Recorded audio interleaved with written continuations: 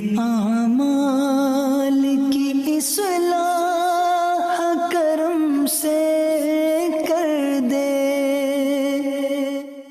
الحمدللہ رب العالمین والصلاة والسلام علی سید المرسلین، اما بعد فاعوذ باللہ من الشیطان الرجیم، بسم اللہ الرحمن الرحیم۔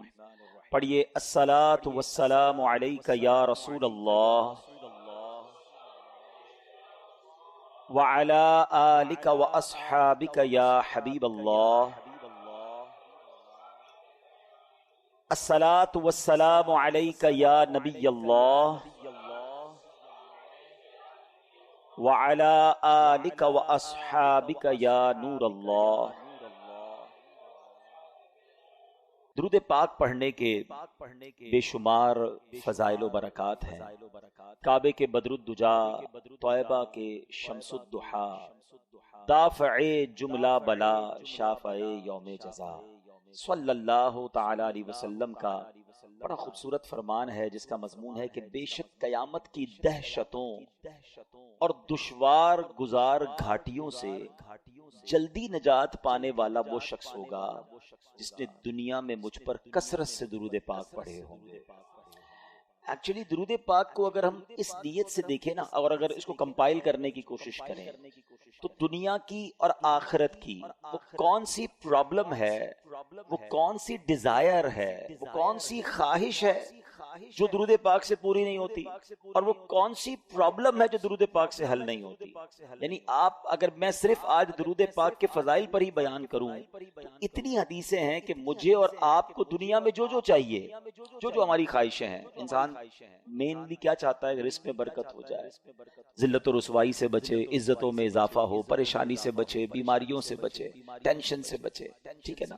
پھر مسلمان ہے تو چاہتا ہے کلمے والی موت ملے، دیدار مصطفیٰ موت کے وقت نصیب ہو جائے صلی اللہ تعالی علیہ وسلم، قبر جو ہے وہ پیارے آقا کا جلووں سے جگمگا جائے، محشر کے دن نبی پاک کے قریب ہو جاؤں، آقا شفاعت فرمائیں، جام کوثر پلائیں، پل صراط سے پار لگائیں اور ساتھ جنت میں لے جائیں۔ یہی ہے نا لائف، یہی تو چاہیے ہمیں، اور کیا چاہیے؟ دنیا بھی اچھی ہو اور آخر وہ کہتے ہیں نا زندگی شان والی اور موت ایمان والی ملے۔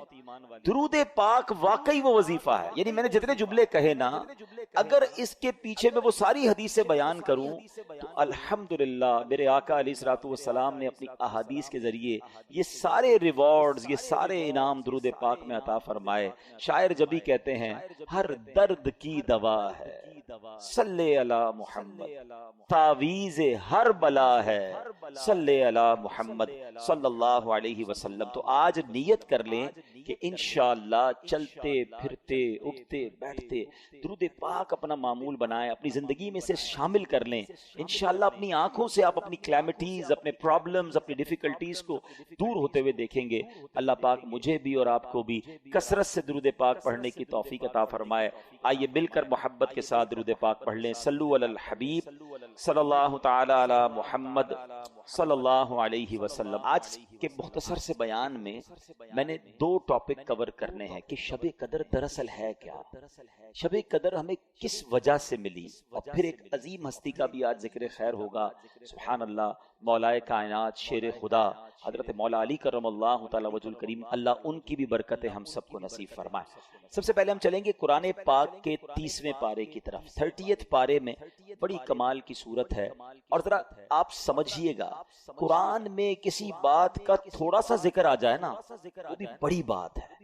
قرآن میں ذکر آنا یعنی رب کا کلام، اور صبح قیامت تک نمازوں میں اس کی تلاوت ہوتی رہے گی۔ مگر اس رات کی اہمیت سمجھیں کہ کسی ایک آیت کے ذریعے بیان نہیں کیا اللہ نے، شب قدر کو ڈیفائن کرنے کے لیے قرآن پاک کی ایک پوری سورت سورہ قدر نازل کر دی گئی، یعنی پوری سورت only for define one night. Try to understand the significance of that night. اس رات کی اہمیت سمجھنے کی کوشش کریں کہ جس کی اہمیت بیان کرنے کے لیے قرآن کی ایک پوری سورت نازل ہو رہی ہے۔ اور اللہ کریم قرآن میں کیا فرماتا ہے؟ بسم اللہ الرحمن الرحیم، اِنَّا أَنزَلْنَاهُ فِي لَيْلَةِ الْقَدْرِ وَمَا أَدْرَاكَ مَا لَيْلَةُ الْقَدْرِ لَيْلَةُ الْقَدْرِ خَيْرٌ مِّنْ أَلْفِ شَهْرٍ تنزل الملائکۃ والروح فیہا بإذن ربہم من کل امر سلام ہی حتی مطلع الفجر۔ اب پہلے ذرا اس کے معنی کو سمجھیے۔ اللہ فرماتا ہے بے شک ہم نے اس قرآن کو شب قدر میں نازل کیا۔ یہ رات کتنی مبارک ہے کہ اس رات قرآن نازل ہوا ہے۔ رمضان میں قرآن نازل ہوا اور پھر اس رات، خاص اس رات میں نازل ہوا۔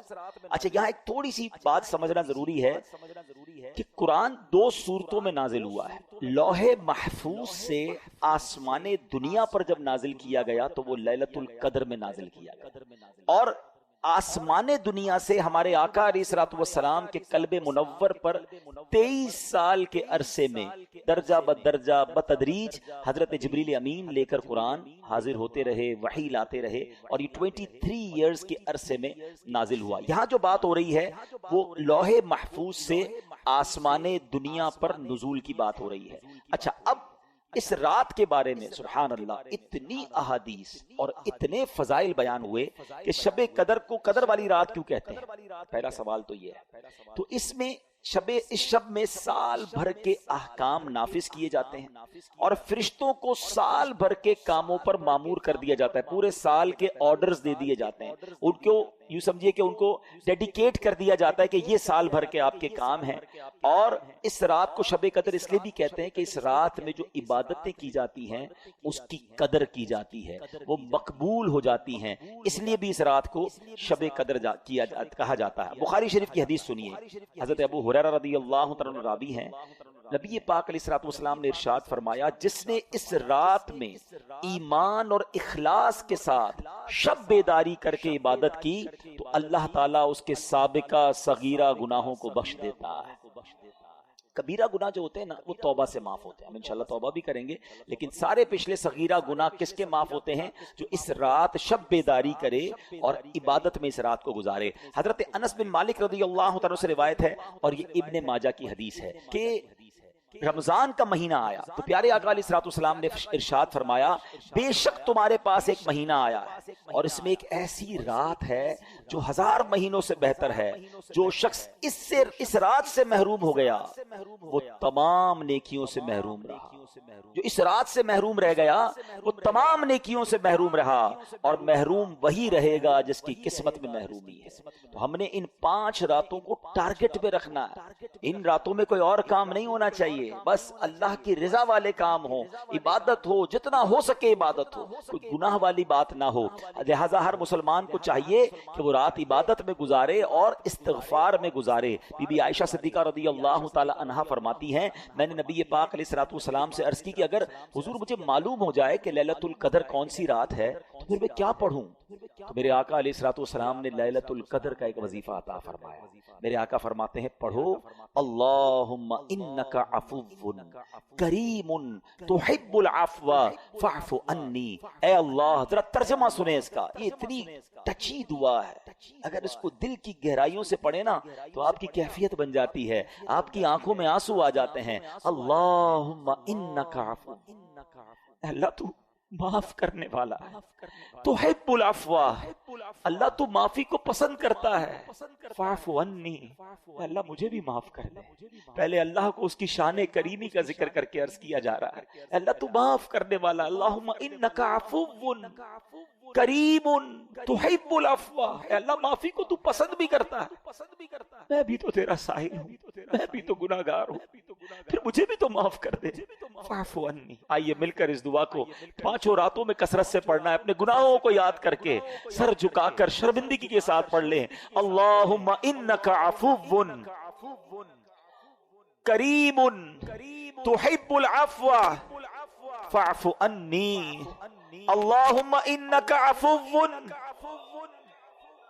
کریم تحب العفو فاعف عنی، اللہم انک عفو کریم تحب العفو فاعف عنی۔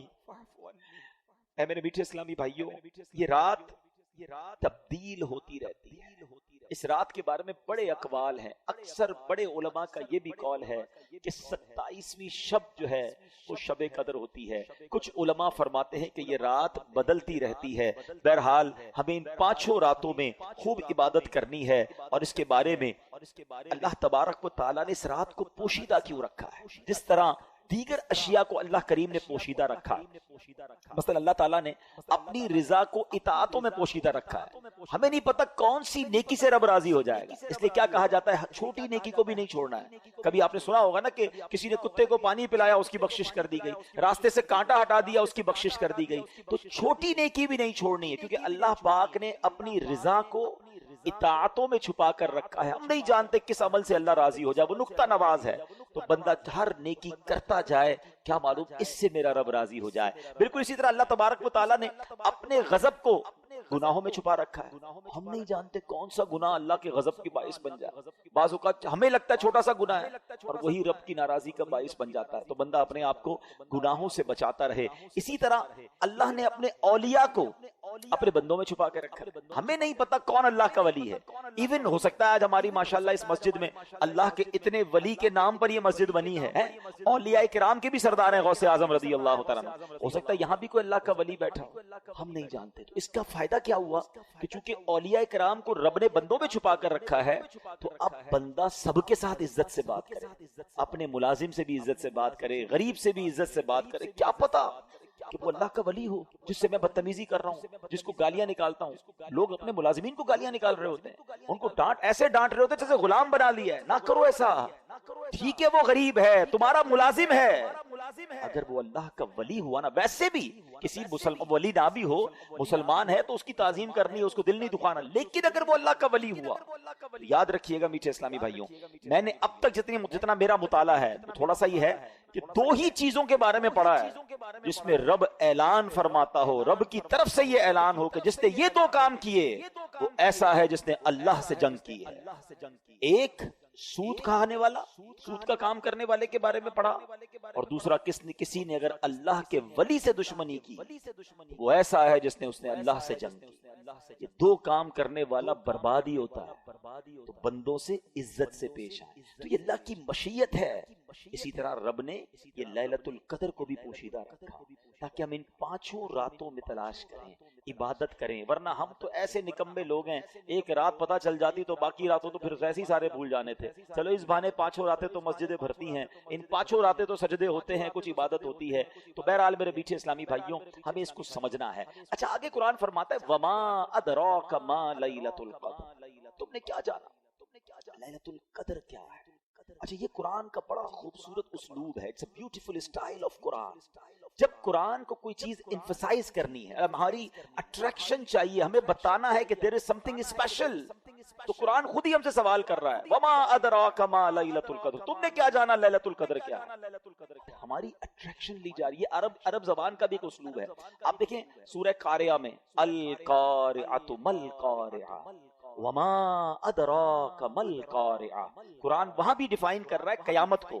تو اب سوال کیا جا رہا ہے کہ تم نے کیا جانا قیامت کیا ہے، قارعہ کیا ہے؟ پھر فوراً اس کے بعد قرآن اس کو ڈیفائن کرتا ہے کہ وہ دن کیسا ہوگا۔ یہاں بھی قرآن نے یہ اسلوب اختیار کیا، اللہ کا کلام کہہ رہا ہے وما ادراک ما لیلۃ القدر، تم نے کیا جانا لیلۃ القدر کیا ہے؟ پھر آگے خود قرآن بتا رہا ہے لیلۃ القدر خیر من الف شہر، یہ رات 1000 مہینوں سے بہتر رات ہے۔ اب 1000 مہینوں کا مطلب کیا ہوا؟ 83 years and 4 months، اپروکسیمیٹلی 83.5 سال۔ یہ سوال ذہن میں آ سکتا ہے کہ قرآن نے 100 سال نہیں کہا، 150 سال نہیں کہا، 1000 مہینوں کی کیلکولیشن کہاں سے آئی؟ سبحان اللہ۔ اس کے پیچھے بہت سارے شان نزول علماء نے بیان کیے۔ ایک شان نزول یہ ہے کہ نبی پاک علیہ الصلوۃ والسلام نے بنی اسرائیل کے ایک بہت عظیم بزرگ کا واقعہ صحابہ کرام کو سنایا۔ ان کا نام تھا حضرت شمعون رضی اللہ عنہ۔ واقعہ کیا تھا؟ واقعہ یہ تھا کہ وہ اللہ کے بڑے ولی تھے، بڑے جاندار بھی تھے، بڑی اللہ کی انہوں نے عبادت کی، اور ایسی عبادت کی کہ 1000 مہینوں تک وہ روزانہ روزہ رکھتے تھے، رات کو عبادت کرتے تھے، اور جہاد بھی کرتے تھے، اور بڑے طاقتور بھی تھے، ان پر کافر قابو نہیں پا سکتے تھے، اور بڑی چال چل کر بڑی مکاری کے ساتھ انہوں نے ان کو گرفتار کیا، اور پھر ان کو یوں سمجھیے کہ ٹکڑے ٹکڑے کر کے شہید کیا گیا، بڑا ظلم بھی ہوا ان کے اوپر، پھر جنہوں نے ان کو شہید کیا ان پر عذاب بھی نازل ہو گیا، بڑا طویل واقعہ، میں اس کو شارٹ کر کے بیان کیا میں نے۔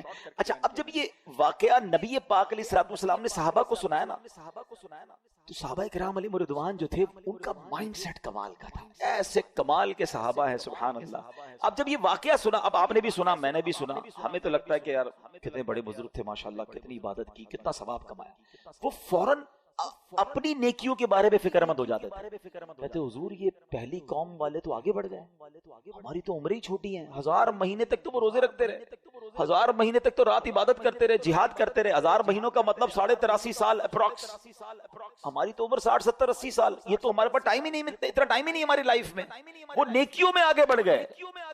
یہ بات بڑی کمال کی، جملہ ذرا سمجھیے گا، صحابہ رنجیدہ ہوئے کہ دوسری قوم، دوسری جو امت ہیں وہ نیکیوں میں آگے بڑھ رہی ہیں، ہم پیچھے رہ گئے۔ آج ہمارا حال یہ ہے کہ ہم یہ سوچتے ہیں کہ فلاں بنگلہ بڑا بنا لیا اس نے، وہ کاروبار میں آگے بڑھ گیا، وہ پیسوں میں آگے بڑھ گیا، اس کی گاڑی اچھی ہو گئی، اس نے موبائل اچھا خرید لیا، ہم اسی ٹینشن میں رہ گئے۔ مجھے آج تک یہ بات سمجھ نہیں آتی کہ جو کسی کا گھر، کاروبار یا اس کی ویلتھ دیکھ کر ڈی مورلائز ہوتا ہے، اپنے آپ کو پیچھے فیل کرتا ہے، وہ کسی تہجد گزار کو دیکھ کر کیوں نہیں پیچھے فیل کرتا؟ یار یہ تہجد پڑھتا ہے میں نہیں پڑھتا، یہ روز قرآن پڑھتا ہے میں نہیں پڑھتا، یہ دین کا کام بھی کر رہا ہے، کاروبار بھی کر رہا ہے، میں تو صرف کاروبار کر رہا ہوں، میں تو دین کو ٹائم ہی نہیں دے رہا۔ میں اپنے آپ کو اس وقت کیوں شائع فیل نہیں کرتا، اس وقت کیوں میرے دل میں یہ بات؟ یہ صحابہ کرام کا انڈرسٹینڈنگ لیول تھا کہ جب بھی وہ کسی کو نیکیوں میں آگے بڑھتے دیکھتے وہ چاہتے ہم بھی آگے بڑھے۔ پلیز کمپٹیشن لائف میں یہ والا لاؤ، یہ جو دنیا کا کمپٹیشن ہم لے آئے نا، اس میں کبھی بھی پرسکون نہیں ہو گیا، ہر شیر کا سوا شیر موجود ہے۔ آپ لاکھ پتی ہو جائیں گے تو کروڑ پتی نظر آئے گا، کروڑ پتی نظر آئیں گے تو ارب پتی نظر آئے گا، ارب پتی بھی بن جاؤ گے تو پھر آگے اس سے آگے والا نظر آئے گا، اور اسی ریس میں زندگی ختم ہو جائے گی۔ کرنا کیا ہے؟ پلیز یہ سیکھو، یہ لیلۃ القدر ملی، کتنی عظیم رات کیوں ملی؟ جب صحابہ کرام غمزدہ ہوئے تو نبی پاک کے بھی قلب اقدس پر جو ہے وہ رنج طاری ہو گیا۔ میرے آقا علیہ الصلوۃ والسلام کے جب دل پر رنج طاری ہو، یہ رب کو کب گوارا ہے؟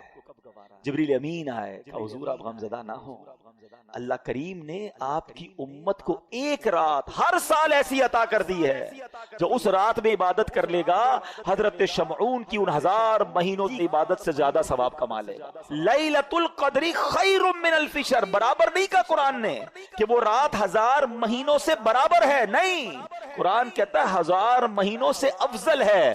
افضل کتنا ہے وہ رب جانے، اس کی عطائیں جانے، اور یہ وہ نارمل 1000 مہینے نہیں ہیں کہ ایک بندہ 1000 مہینے زندہ رہ کر نمازیں پڑھتا رہا، اس کے برابر نہیں۔ یہ وہ حضرت شمعون جو 1000 مہینوں تک روزے رکھتے رہے، 1000 مہینوں تک عبادت کرتے رہے، جہاد کرتے رہے، شہادت کا مرتبہ پایا۔ اللہ اکبر، نبی پاک کی کرم نوازی سے، اللہ کے حبیب کی امت ہونے کی برکت سے اللہ نے ایک رات ہر سال دے دی کہ جو اس ایک رات میں عبادت کر لے، حضرت شمعون کی ان 1000 مہینوں سے عبادت سے زیادہ ثواب کما لے۔ تو یہ اتنا بڑا احسان، اور یہ ہمیں کیوں ملی؟ یہ احسان مانو، احسان فراموش نہیں ہونا چاہیے۔ یہ سب کچھ ملا ہے نبی پاک کے صدقے، ایمان ملا ان کے صدقے، رمضان ملا ان کے صدقے، قرآن ملا ان کے صدقے، سچی بات تو یہ ہے رحمان ملا ان کے صدقے۔ وہ کیا ہے جو در مصطفیٰ سے ہم نے پایا نہیں ہے؟ جس کو اتنا کچھ نبی پاک کے صدقے ملا ہو، اس کی تو زندگی ان کی محبت میں گزرنی چاہیے، اس کی تو زندگی ان کا گن گاتے ہوئے گزرنی چاہیے، ان کی سنتوں پر عمل کرتے گزرنی چاہیے۔ تو اے میرے میٹھے اسلامی بھائیوں، اب سمجھ لو یہ کتنی بڑی رات ہے۔ in between those 5 nights کوئی ایک رات شب قدر ہے، تو ہم نے ان 5 راتوں میں کمر بستہ ہو جانا ہے۔ دن کو ریسٹ کیجئے گا، دن بیزی نہ گزاریں کہ رات تھک جائیں۔ ان 5 راتوں کو پلان کیجئے کہ ہم دن میں ریسٹ کریں، رات پوری جاگیں۔ جیسے یہ اجتماع ختم ہو، آپ کو کہیں گھومنے پھرنے جانے کی ضرورت نہیں، ماشاءاللہ مسجد میں بیٹھے، گھر بھی جانا ہے تو تلاوت کریں، تھوڑی دیر بعد تسبیح لے لیں، ذکر و اذکار پڑھیں، مدنی چینل پر پروگرام چل رہے ہوں گے وہ کریں۔ میں نے یہاں سے ایک اور جگہ بیان کرنے چاہنا ہے، وہاں آ جائیں، لیکن کوشش کریں کہ یہ رات فضول باتوں میں نہ ہو۔ اچھا، اس رات ایک اور کام بھی آپ نے کرنا ہے کہ آپ 5 راتیں صدقہ کریں، بے شک کچھ بھی کریں، جس کی جتنی حیثیت، 50 روپے کرے، 100 روپے کرے، 1000 کرے، لاکھ کرے، 5 راتوں میں کچھ صدقہ ضرور کر دینا۔ جو رات لیلۃ القدر ہو گئی، تمہارا صدقہ لیلۃ القدر والا صدقہ ہو جائے گا۔ تو یہ آپ بیپاری لوگ بیٹھے ہیں، کاروباری لوگ بیٹھے ہیں، پلان کریں نا، ان 5 راتوں کو پلان کریں کہ وہ کون کون سی عبادت، جن کے والدین کی قبریں قریب ہیں، پاسبل ہے جانا، 5 راتیں قبرستان چلے جائیں، تو ماں باپ کی قبر پر جانا لیلۃ القدر میں جانا ہو جائے گا۔ تو اب آپ سوچتے جائیں کہ میں اس رات کو کیا کیا ایسا کر سکتا ہوں کہ ان 5 راتوں میں سے جو رات لیلۃ القدر ہو، انشاءاللہ میری وہ رات، وہ عبادت جو ہے وہ لیلۃ القدر میں کاؤنٹ ہو جائے۔ ایک بزرگ کے بارے میں آتا ہے، انہوں نے اپنی زندگی کا ایک تجربہ بیان کیا ہے، اٹس ناٹ کمپلسری، مگر یہ بھی ایکسپیرینس ہمارے سامنے آ جائے کہ وہ فرماتے ہیں، حضرت شیخ ابو الحسن شاذلی رحمت اللہ تعالی علیہ، وہ کیا فرماتے ہیں کہ جب کبھی اتوار یا بدھ کو پہلا روزہ ہوا تو 29ویں شب، اگر پیر کو پہلا روزہ ہوا تو 21ویں شب، اگر پہلا روزہ منگل یا جمعے کو ہوا تو 27ویں شب، اور اگر پہلا روزہ جمعرات کو ہوا تو 25ویں شب، اور اگر پہلا روزہ ہفتے کو ہوا تو میں نے 23ویں شب کو شب قدر پایا۔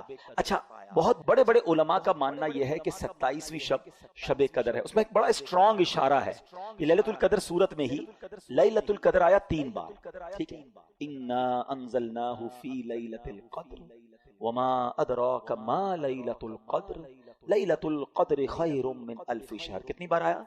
3 بار۔ اچھا، لیلۃ القدر جو لفظ ہے اس میں 9 حروف ہیں، ٹھیک ہے، آپ اس کو کاؤنٹ کریں گے تو 9 حروف ہیں، 9 ملٹیپلائی بائی 3 27۔ تو کچھ علماء کہتے ہیں یہ اشارہ ہے کہ 27ویں رات جو ہے وہ شب قدر ہے۔ بہرحال یہ ساری باتیں کرنے کا مقصد یہ ہے کہ اس رات کو سمجھیے، اور ان 5 راتوں میں ہم نے انشاءاللہ عبادت کرنی ہے، اور اس رات کی کچھ علامتیں بھی بیان کی۔ دیکھیں نبی پاک نے کتنا بڑا احسان کیا کہ بہت ساری ہمیں نشانیاں بھی بتا دی۔ اس رات کے سمپٹمز کیا ہیں؟ فرمایا کہ حضرت عبادہ بن صامت رضی اللہ تعالیٰ عنہ نے بارگاہ رسالت میں شب قدر کے بارے میں سوال کیا تو پیارے آقا نے فرمایا کہ شب قدر رمضان کی آخری طاق راتوں، آخری عشرے کی طاق راتوں 21 23 25 27 یا 29 میں سے تلاش کرے، اور پھر فرمایا جو اس میں اس رات کی علامتیں کیا ہیں کہ وہ مبارک کھلی ہوئی شب ہوگی، نہ زیادہ گرمی ہوگی اس رات، نہ زیادہ سردی ہوگی، بلکہ یہ رات معتدل یعنی موڈریٹ ہوگی، اس میں چاند کھلا ہوا ہوگا، شیطان کو آسمان سے ستارے نہیں مارے جاتے۔ کبھی کبھی آپ دیکھتے ہیں کہ سٹار ٹوٹ رہے ہوتے ہیں، نظر آتے، کبھی کبھی نظر آتے ہیں، یہاں تو نہیں، شہر میں، گاؤں میں نظر آتے ہیں، لیکن اس رات کو شیطان کو ستارے نہیں مارے جاتے۔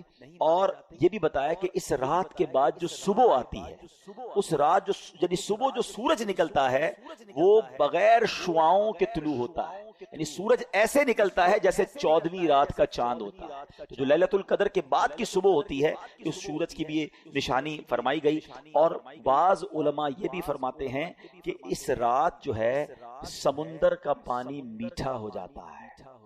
اچھا، یہ ساری نشانیاں تو بیان ہوئی روایتوں میں، کتابوں میں، احادیث میں، ضروری نہیں کہ ہر نشانی ہم دیکھ سکیں، وہ آنکھ بھی تو چاہیے نا۔ آنکھ والا تیرے جوبن کا تماشا دیکھے، آنکھ والا تیرے جوبن کا تماشا دیکھے، دیدہ کور کو کیا آئے نظر کیا دیکھے۔ تو بہرحال یہ علامتیں بھی بیان ہوئیں، تو ہمیں انشاءاللہ، میں بھی نیت کرتا ہوں، آپ بھی نیت کریں کہ انشاءاللہ یہ 5 راتیں ہم خوب عبادت میں گزاریں گے، انشاءاللہ دعاؤں میں گزاریں گے۔ اب میں ٹرن کرتا ہوں اپنے ٹاپک کو ایک عظیم ہستی کی طرف، اور یہ بہت ہی کمال کی ہستی ہیں۔ 21 رمضان ان کا یوم شہادت ہے، شیر خدا آپ کا لقب رہا، نبی پاک کے بہت زبردست ساتھی رہے، اور سبحان اللہ آپ کے فضائل سنتے ہیں تو ایمان تازہ ہو جاتا ہے۔ اللہ کریم نے کیسے فضائل سے نوازا۔ بچوں میں سب سے پہلے ایمان لانے والے حضرت مولا علی شیر خدا کرم اللہ تعالی وجہ الکریم ہیں۔ آپ کو کرم اللہ تعالی وجہ الکریم کہا جاتا ہے۔ ہاں، یہ بڑا کوشچن آتا ہوگا ذہن میں کہ سارے صحابہ کو رضی اللہ تعالی عنہ کہا جاتا ہے، اور مولا علی کو کرم اللہ تعالی وجہ الکریم کیوں کہا جاتا ہے؟ کرم اللہ تعالی وجہ الکریم کا مطلب یہ ہے اللہ پاک آپ کے چہرے کے وجاہت کو، آپ کے چہرے کے فیض کو اور بڑھائے، اور اللہ نے بڑھایا۔ وجہ یہ ہے کہ آپ کے سر مبارک نے کبھی کسی بت کے آگے سجدہ نہیں کیا، اور اس کی بڑی وجہ کیا ہوئی کہ آپ ابھی چھوٹے ہی تھے، تو نبی پاک علیہ الصلوۃ والسلام کے کزن ہیں، چچا زاد بھائی ہیں، تو ابو طالب سے نبی پاک علیہ الصلوۃ والسلام نے مولا علی کو بچپن میں ہی لے لیا تھا، ان کے اوپر بہت زیادہ یوں سمجھے معاش کا اور عیال کا بوجھ تھا تو کچھ بوجھ بانٹنے کے لیے، ہمارے بھی ہوتا ہے فیملی میں بچے لے لیتے ہیں، تو پیارے آقا علیہ الصلوۃ والسلام نے مولا علی کو لے لیا۔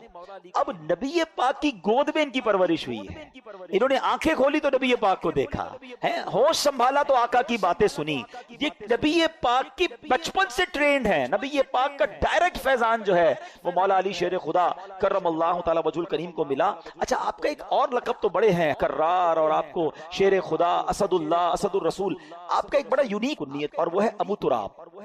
ابو تراب کہتے ہیں مٹی والے کو۔ ایک بار نبی پاک علیہ الصلوۃ والسلام، کیونکہ آپ نبی پاک علیہ الصلوۃ والسلام کی پیاری شہزادی آپ ہی کے نکاح میں تھی، خاتون جنت بی بی فاطمہ رضی اللہ تعالیٰ عنہ، تو ایک بار نبی پاک علیہ الصلوۃ والسلام مولا علی شیر خدا کرم اللہ تعالی وجہ الکریم کے گھر گئے تو کہا علی کہاں ہیں؟ تو کہا وہ گھر سے باہر ہیں۔ اور جب گھر سے باہر میرے آقا گئے تو وہ مٹی پر لیٹے ہوئے تھے، اب وہ لیٹے ہوئے تھے تو کپڑوں پر اور جسم پر بھی مٹی لگ گئی، تو نبی پاک علیہ الصلوۃ والسلام نے بڑے پیار سے کہا قم یا ابا تراب، اے مٹی والے کھڑے ہو جاؤ۔ مولا علی کہتے ہیں اس کے بعد سے مجھے میرے نام سے زیادہ ابو تراب کو نیت سے محبت ہو گئی۔ اور اعلیٰ حضرت امام اہل سنت کیا خوبصورت بات لکھتے ہیں، اس نے لقب خاک شہنشاہ سے پایا۔ لقب خاک، خاک کو کہتے ہیں نا، لقب کیا ملا؟ خاک کا۔ اس نے لقب خاک شہنشاہ سے پایا، جو حیدر کرار کے مولا ہے ہمارا۔ سبحان اللہ۔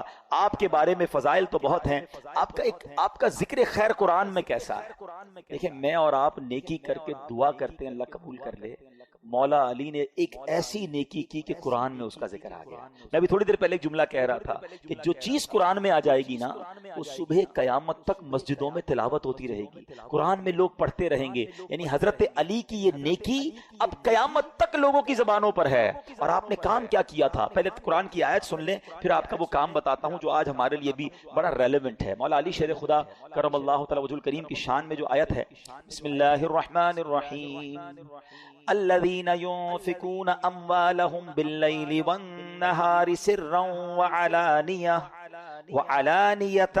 فلهم أجرهم عند ربهم ولا خوف عليهم ولا هم يحزنون۔ ترجمہ کنز الایمان، یہ سورہ بقرہ کی آیت نمبر 274 ہے۔ وہ جو اپنے مال خیرات کرتے ہیں رات میں اور دن میں، چھپے اور ظاہر، ان کے لیے ان کا انعام حصہ ہے ان کے رب کے پاس، ان کو نہ کچھ اندیشہ ہو نہ کچھ غم۔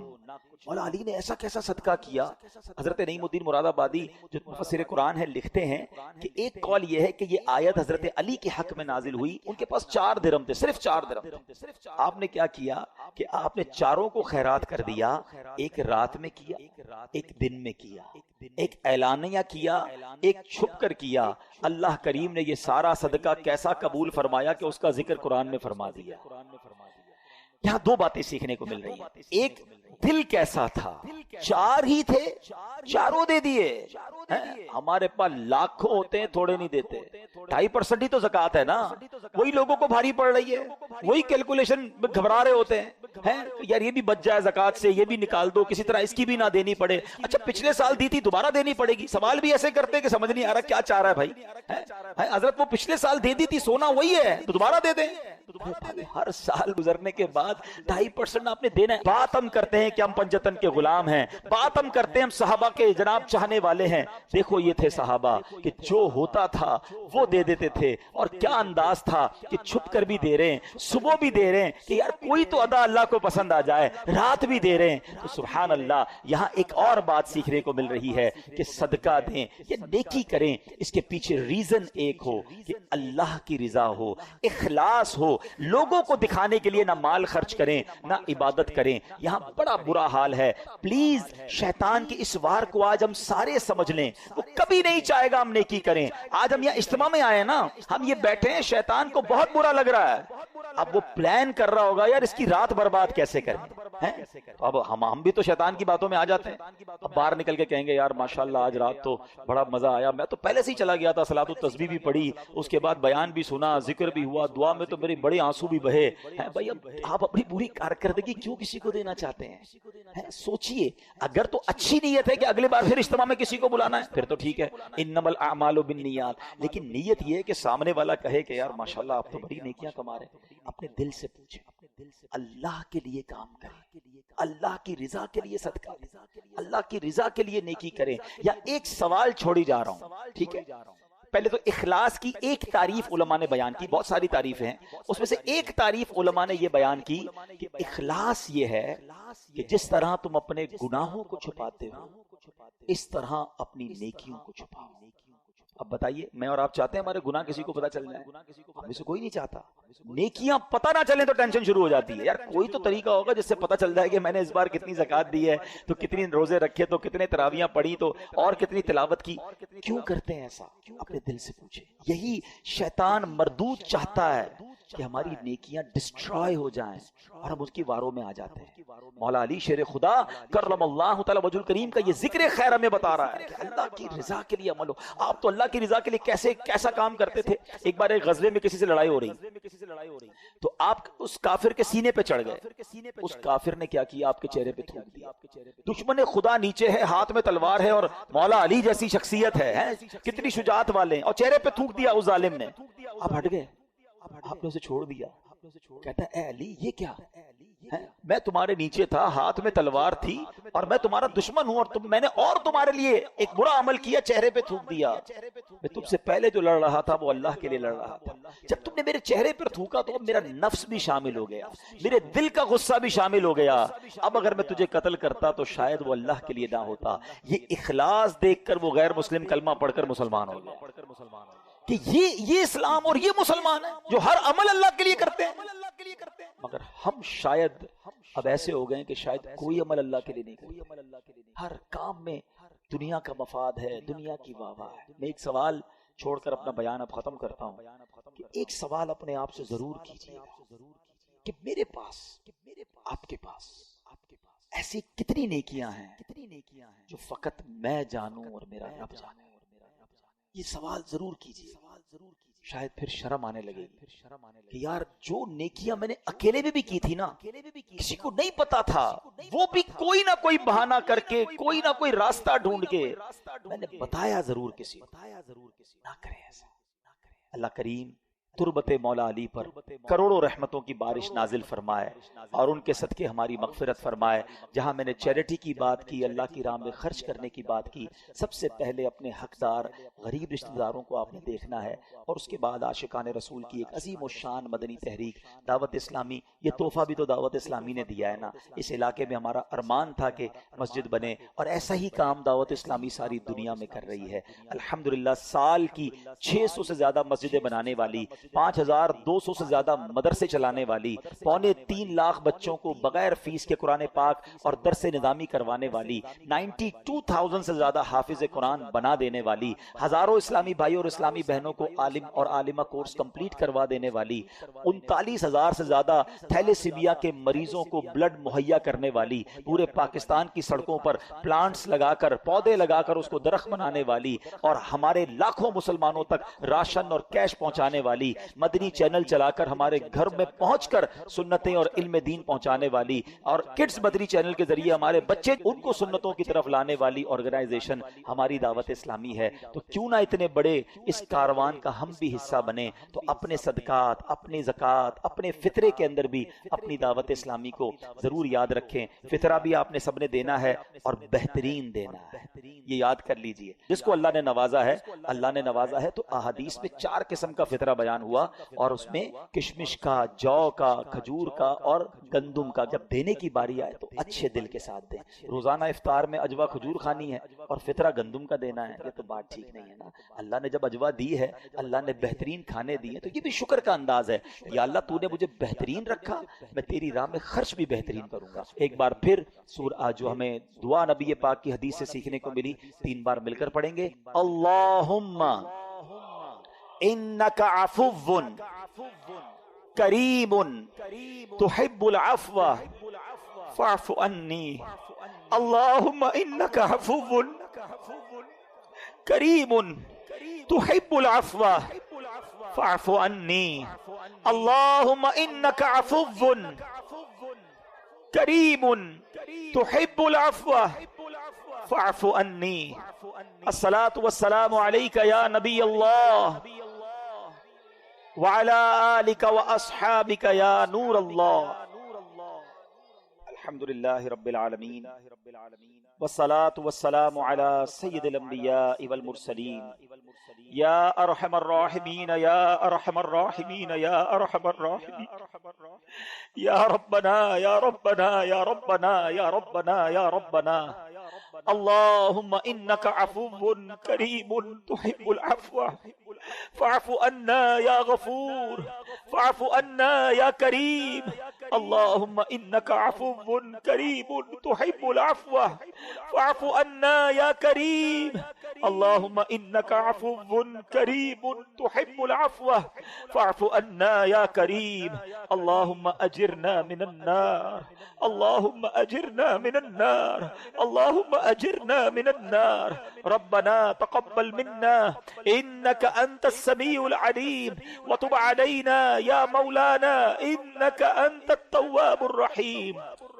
اللهم ربنا آتنا في الدنيا حسنة وفي الآخرة حسنة وقنا عذاب النار اللهم ربنا لا تؤاخذنا يوم القيامة اللهم ربنا لا تؤاخذنا يوم القيامة اللهم إنا نسألك الأمن يوم الخوف اللهم إنا نسألك الأمن يوم الخوف ربنا لا تؤاخذنا يوم القيامة ربنا ولا تحملنا ما لا طاقة لنا به واعف عنا واغفر لنا وارحمنا أنت مولانا فانصرنا على القوم الكافرين اے ڈوبتوں کو بچانے والے، اے بے قصوں کی دستگیری کرنے والے، اے گناہگاروں کی بخشش فرمانے والے مولا، تیرے گناہگار بندے تیرے دربار میں ہاتھ اٹھائے حاضر ہیں، ہماری حتمی مغفرت کر دے، ہمارے صغیرہ گناہ بھی معاف کر دے، ہمارے کبیرہ گناہ بھی معاف کر دے، ہمارے چھپ کر کیے ہوئے گناہ بھی معاف فرما،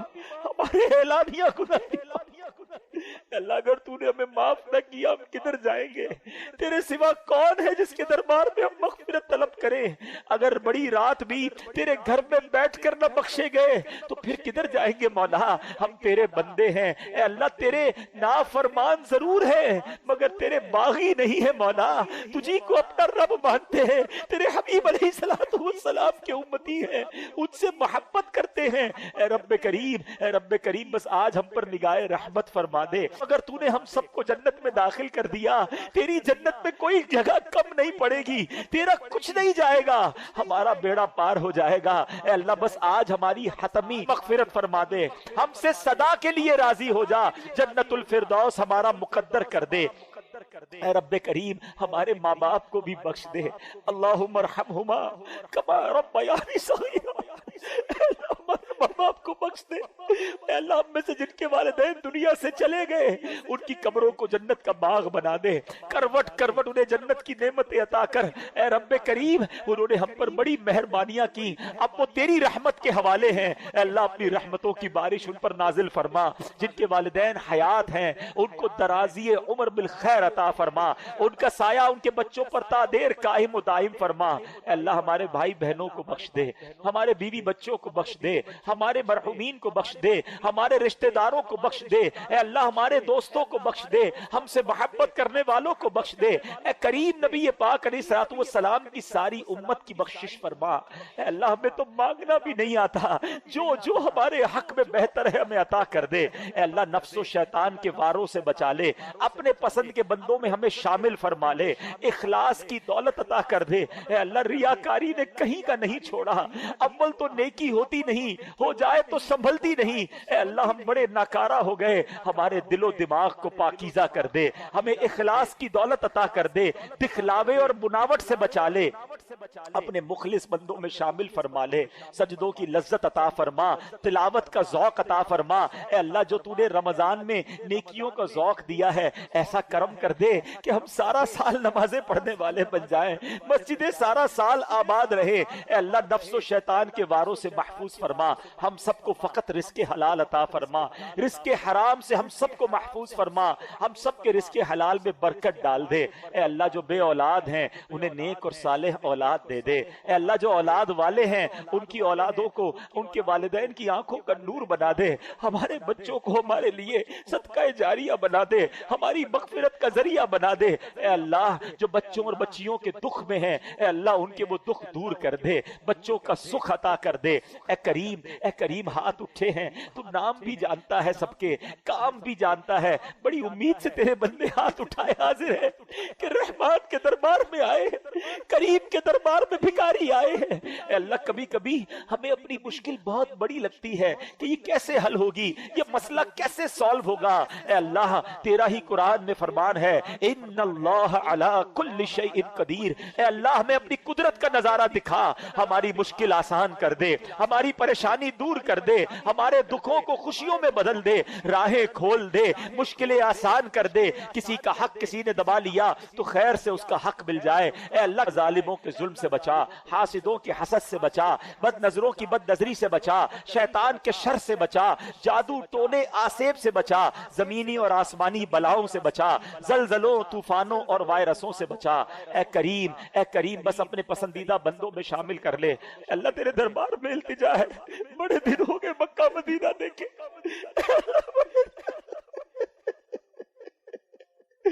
کریم مولا جلدی مکہ دکھا دے، جلدی کعبہ دکھا دے، تیرے حبیب کا روضہ دکھا دے۔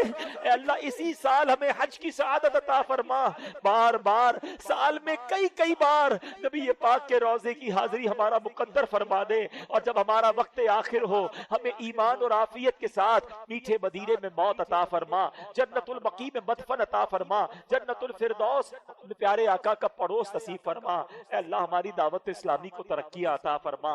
قبلہ امیر اہل سنت، تمام علماء اور مشائخ اہل سنت اور ہمارے والدین کا سایہ ہمارے سروں پر تا دیر قائم و دائم فرما۔ اے کریم اس مسجد کو شاد و آباد فرما، جن لوگوں نے اس میں تعاون کیا اے اللہ سب کو جنت میں اعلیٰ محل عطا فرما۔ جو دعوت اسلامی کے ساتھ تعاون کرتے ہیں اے اللہ ان کو دنیا اور آخرت کی برکتیں عطا فرما، اور ہمیں بھی اتنی بڑی عاشقان رسول کی تحریک کا دست و بازو بننے کی توفیق عطا فرما۔ اس مسجد کے امام صاحب کو اے اللہ اور درازی عمر بالخیر عطا فرما، ان کی آواز میں علم میں اور برکتیں عطا فرما۔ اے رب کریم ہم جو مانگ سکے وہ بھی دے دے، جو نہیں مانگ سکے ہمارے حق میں بہتر ہو وہ بھی عطا فرما۔ مٹی نہ ہو برباد بس مرگ الہی، جب خاک اڑے میری مدینے کی ہوا ہو، جب خاک اڑے میری مدینے کی ہوا ہو۔ ببرکت ان اللہ وملائکتہ یصلون علی النبی یا ایھا الذین آمنوا صلوا علیہ وسلموا تسلیما۔ صلی اللہ علی النبی الامی وآلہ صلی اللہ علیہ وسلم صلاۃ و سلاما علیک یا سیدی یا رسول اللہ۔ جب دمیں واپسی ہو یا اللہ، سامنے ہو روضہ رسول اللہ، اور لب پہ ہو لا الہ الا اللہ محمد۔ میرے اعمال کی اصلاح